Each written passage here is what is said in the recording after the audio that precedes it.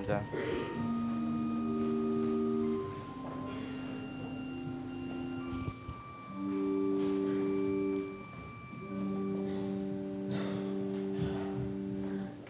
Would you all please be seated?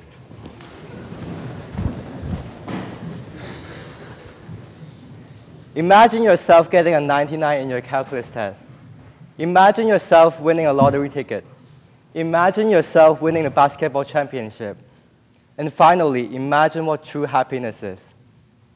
Good morning, everyone.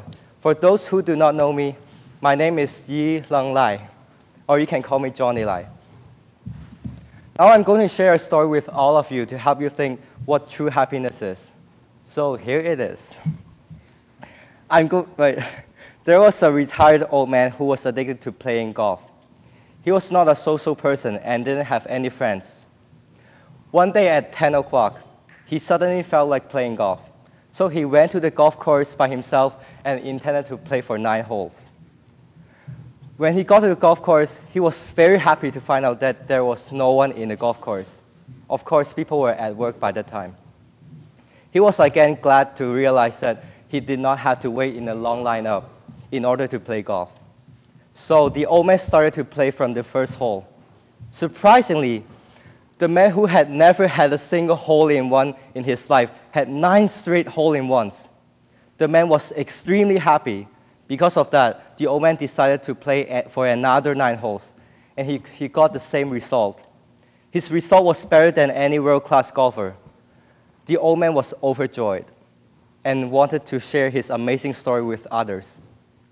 In the middle of the golf course, he laughed out really loudly. But then he stopped and realized that there was no one around him.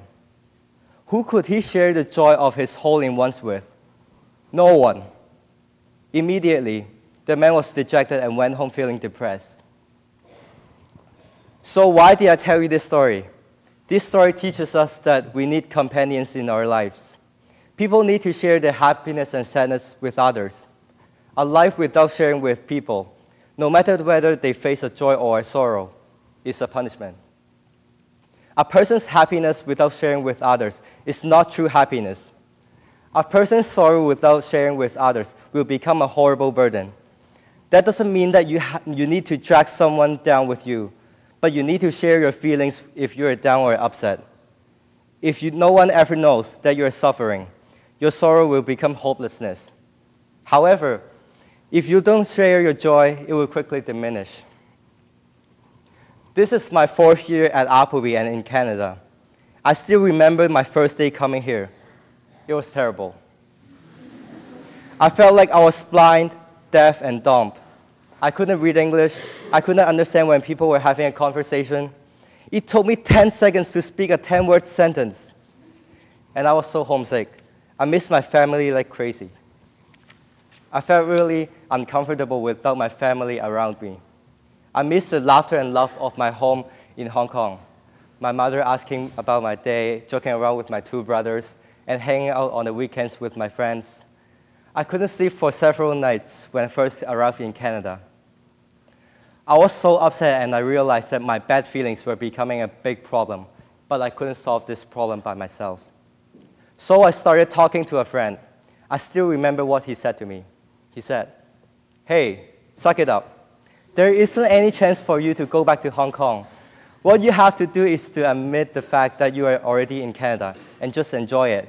You should be happy every day instead of being unhappy." Then I thought about it. I realized that I was very stupid, and I told myself to be happy and try to face the fact that I was now in Canada. My new life had just begun. Today, Johnny Lai is not the same Johnny Lai from my first day here. I am much happier than before, and I still have that classic laugh. People might have noticed that if you share your sorrow with somebody, your sorrow decreases. Contrarily, your joy will increase if you share it with other people. One of the first people you learn to share with are the people in your family. I grew up with my 2 brothers. My family was not very rich when I was born, but we were all happy. Our house was small. I didn't have much money to spend in school. My brothers and I didn't have many toys. Sometimes we fought over silly things like the TV channel we were watching or the snacks we had to divide, but we cared about each other. I always put my family as my top priority. Nothing has ever been more important than my family. My family has brought me lots of joy. And one of the favorite times to spend with them is Chinese New Year. It's my favorite festival of the year because all of our relatives would come to our house or we would go to their houses, and my family and my relatives would have dinner all together. There was laughter around the dining room table, and we got a chance to share with each other all of those simple things which make life so enjoyable. Our hopes, our laughter, and our caring for each other.